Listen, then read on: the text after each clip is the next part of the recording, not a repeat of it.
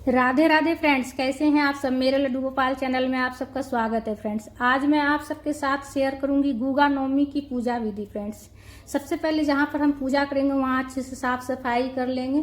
गुगा नवमी की पूजा जो है ना, जन्माष्टमी के अगले दिन पूजा होती है। नवमी के दिन गुगा नवमी की पूजा होती है, गुगा महाराज की पूजा होती है। तो इस पर जो है ना घोड़ा का चित्र बनाया जाता है और उस पर एक आदमी बैठा हुआ रहना चाहिए और जो है ना हाथ में छड़ी लिए हुए गुगा महाराज रहते हैं घोड़े पे बैठे हुए, और आगे पीछे नाग नागिन का जोड़ा बनाना है। तो देखिए, आप कागज के ऊपर बनाकर भी आप जो है ना पूजा कर सकते हैं, दीवार के ऊपर लगाकर, या फिर आप जो है ना सीधे दीवार के ऊपर भी आप जो है ना गोगा नवमी की दिन जो है ना आप घोड़ा का चित्र बना लीजिएगा। थोड़ा टेढ़ा मेरा भी हो जाए तो कोई दिक्कत वाली बात नहीं, ऐसा लगना चाहिए कि हाँ घोड़े के ऊपर कोई आदमी बैठा हुआ है हाथ में छड़ी लिए हुए। और नाग नागिन का जोड़ा बना लेना है दोनों साइड।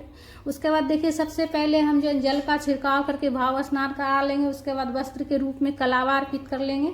उसके बाद हल्दी से हम तिलक कर लेंगे, हल्दी से तिलक किया जाता है। उसके बाद अक्षत अर्पित कर लेंगे, पुष्प अर्पित कर लेंगे गोगा महाराज को। उसके बाद पुष्प, जिस भी कलर का पुष्प हो, गुगा महाराज को अर्पित कर लीजिएगा फ्रेंड्स।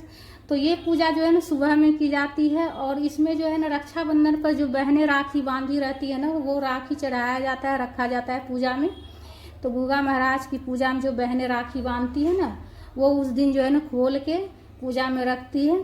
उसके बाद देखिए, आप जो बिल्कुल सरल विधि से पूजा कर सकते हैं।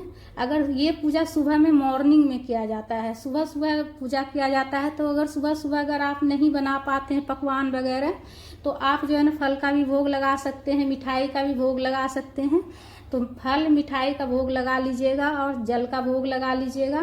और कुछ अनाज रखा जाता है पूजा में, दक्षिणा रख कर। अनाज में आप बाजरा, गेहूं, कोई भी अनाज रख सकते हैं।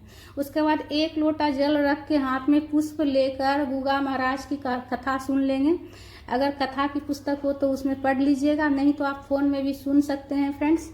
तो मॉर्निंग में पूजा करना है फ्रेंड्स। उसके बाद गुगा महाराज की आरती कर लेंगे, प्रेम पूर्वक आरती गाते हुए आरती कर लीजिएगा गुगा महाराज की। अगर गुगा महाराज की आरती नहीं आती हो तो देखिए, आप गणेश भगवान जी की भी आरती गा सकते हैं, या फिर कर्पूर्ण गौरम कर्णावतारम करके ऐसे भी आप गा सकते हैं। पूरा जैसे आप गा लीजिएगा, प्रेम पूर्वक आरती कर लीजिएगा। आरती करने के बाद जो है ना सीधे हाथ में जल लेकर आचमनी कर लीजिएगा। आचमनी करने के बाद ही पूजा पूर्ण होती है। उसके बाद जो 1 लोटा जल रखकर कथा पढ़े थे, कथा सुने थे, उस जल को सूर्य भगवान को चढ़ा देना, अर्पित कर देना है। और जो पूजा में प्रसाद चढ़ाए, अगर पास में गुगा महाराज की मंदिर हो तो वहाँ प्रसाद चढ़ा दीजिएगा, या तो फिर आप अगर मंदिर नहीं हो तो जो भी आप भोग लगाएं गुगा महाराज को, वहाँ वो सारा भोग जो है ना आप गौ माता को खिला दीजिएगा। और जो अनाज रखे हैं वो भी आप गौ माता को खिला सकते हैं, या फिर चिड़िया को चुगा सकते हैं। जो दक्षिणा रखे हैं वो आप जो है ना किसी पंडित ब्राह्मण को दान कर दीजिएगा। गुगा महाराज की तस्वीर जो है ना अगले दिन हटानी है, उस दिन नहीं हटानी है दीवार पर से, अगले दिन हटानी है। और पूजा सुबह में करनी है।